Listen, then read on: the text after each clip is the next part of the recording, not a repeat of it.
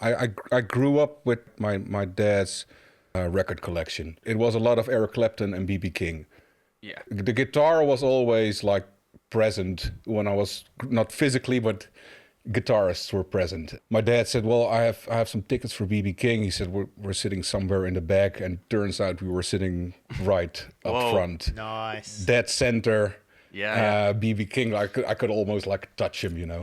I was 11 years old, so he saw this young kid sit in the audience, and he was like raising his glass every time Wow. he ended a song and looking at me. And then after the gig, he called me forward, like, "Come here, little boy," and he had this Lucille pin on his lapel, and he took it off and gave it to me, and then I was like, "Oh my god, That's I crazy. gotta play guitar." Yeah, Oh, man. That's what I remember. The one moment that made me realize, well, I really want to play guitar. And then it took me another 2 years to actually start. That's amazing. That's a pretty damn good story, dude. Not to derail your train of thought, but I saw BB King at around the same age. All right, boasting. Yeah, because Gary Moore was supporting BB King, and this is not to be this is not to be disparaging against BB King at all, but he was in the later end of his career, and he didn't really play much guitar. He was just almost telling stories the whole night, which was equally as good, but it wasn't what you expect from, like the live at the Regal stuff. You know? How old are you now? Well, how long was this ago? You're about 12 now.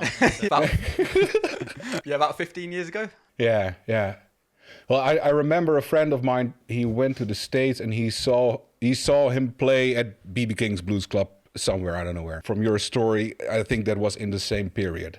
Right. And he also said it was almost like Santa Claus was sitting on stage asking kids from the audience to come sit on his lap, and he told stories and then played a few notes and played one very long note, and then he told another story. And but he was incredibly old. Like in his 80s, he was still on stage. So yes, those guys are, their whole life, their calling is just to literally play until they die. It's like this, they're ingrained into them, isn't it? And it's sort of admirable. A lot of guys don't ever find that true passion that they're willing to do until the day they die.